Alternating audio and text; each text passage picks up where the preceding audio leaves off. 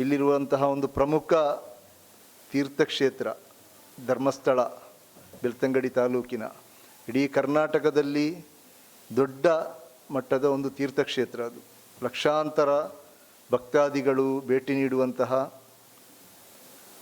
ಆ ಒಂದು ತೀರ್ಥಕ್ಷೇತ್ರದ ಆ ದೇವಳದ ಪ್ರಮುಖ ವ್ಯಕ್ತಿಗಳ ಮೇಲೆ ಬರ್ತಾ ಇರತಕ್ಕಂತಹ ಆರೋಪಗಳು ಅಂದರೆ, ಹಲವು ವರ್ಷಗಳಿಂದ ಆ ದೇವಳದ ಪರಿಸರದಲ್ಲಿ, ನೇತ್ರಾವತಿ ನದಿ ತೀರದಲ್ಲಿ, ಅದೇ ರೀತಿ ಅಲ್ಲಿನ ಸುತ್ತಮುತ್ತಲ ಪ್ರದೇಶಗಳಲ್ಲಿ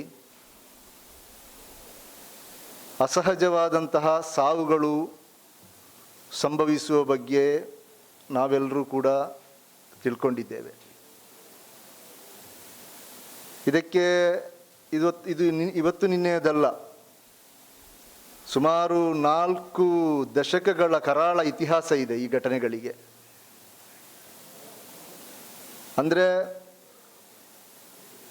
ನಮಗೆಲ್ಲ ಗೊತ್ತಿರುವ ಹಾಗೆ 80ರ ದಶಕದಲ್ಲಿ ಪದ್ಮಲತಾ ಅಂತ ಹೇಳುವ ಒಂದು ಹೆಣ್ಣು ಮಗಳು ಆ ದೇವಳದ ಆಡಳಿತದ ಅಧೀನದಲ್ಲಿರುವಂತಹ ಶಾಲೆಯಲ್ಲಿ, ವಿದ್ಯಾಸಂಸ್ಥೆಯಲ್ಲಿ ವಿದ್ಯಾಭ್ಯಾಸ ಮಾಡ್ತಾ ಇರತಕ್ಕಂತಹ ಒಂದು ಹೆಣ್ಣು ಮಗಳನ್ನು ಅವತ್ತು ಬರ್ಬರವಾಗಿ ಕೊಂದು ನಾಪತ್ತೆಯಾಗಿದ್ದರು. ಸುಮಾರು ದಿವಸಗಳ ನಂತರ, 50-55 ದಿವಸಗಳ ನಂತರ ಆಗಿರುತ್ತದೆ ಆ ಕಳೇಬರ ನೇತ್ರಾವತಿಯ ದಡದಲ್ಲಿ ಸಿಕ್ಕಿದಂಥದ್ದು. ಆ ಸಂದರ್ಭದಲ್ಲಿ ದೊಡ್ಡ ಮಟ್ಟದ ಹೋರಾಟಗಳಾಗಿತ್ತು. ವಿದ್ಯಾರ್ಥಿಗಳು ಬೀದಿಗಿಳಿದಿದ್ದರು, ಅವರ ಕ್ಲಾಸ್ಗಳನ್ನು ಬಹಿಷ್ಕಾರ ಮಾಡಿದರು, ಜಿಲ್ಲೆಯಲ್ಲಿ ಚರ್ಚೆ ಆಗಿತ್ತು, ವಿಧಾನಸಭೆಯಲ್ಲಿಯೂ ಕೂಡ ನಿರಂತರವಾದಂತಹ ಚರ್ಚೆಗಳಾಗಿತ್ತು.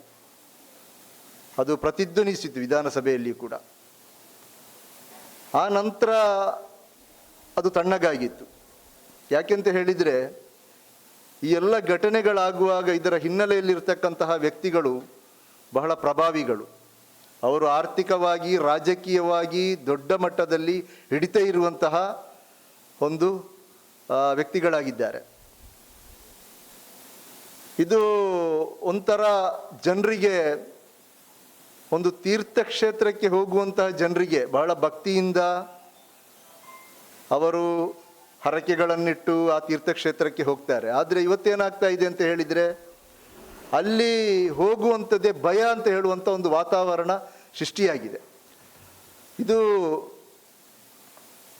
ಬೇರೆ ಬೇರೆ ಸಂದರ್ಭಗಳಲ್ಲಿ ಅಲ್ಲಿ ಹೆಣಗಳು ಸಿಗುವಾಗ ಅದು ಬಹುತೇಕ 90ಕ್ಕಿಂತಲೂ ಹೆಚ್ಚು ಶೇಕಡ ಏನು ಯುವತಿಯರು, ಕಾಲೇಜು ಯುವತಿಯರು, ಅಪ್ರಾಪ್ತ ವಯಸ್ಸಿನ ಹುಡುಗಿಯರು ಈ ಶವಗಳಾಗಿರ್ತದೆ ಅಲ್ಲಿ ಸಿಗ್ತಾ ಇದ್ದಂಥದ್ದು.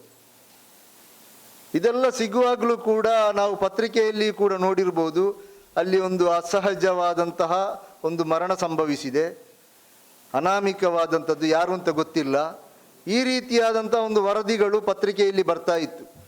ಒಂದು ದಾಖಲೆಯ ಪ್ರಕಾರ 80-85ರಿಂದ ಸುಮಾರು 2012ರವರೆಗೆ ಸುಮಾರು 500, ಹತ್ತಿರ 500 ಶವಗಳನ್ನು ಅಲ್ಲಿಂದ ವಿಲೇವಾರಿ ಮಾಡಿದ್ದಾರೆ. ಅಲ್ಲಿ ಅಂದರೆ 500ಕ್ಕಿಂತಲೂ ಹೆಚ್ಚು ಶವಗಳು ಅಲ್ಲಿ ಸಿಕ್ಕಿದೆ ಅಂತ ಕೆಲವು ದಾಖಲೆಗಳು ಹೇಳ್ತಾ ಇದೆ.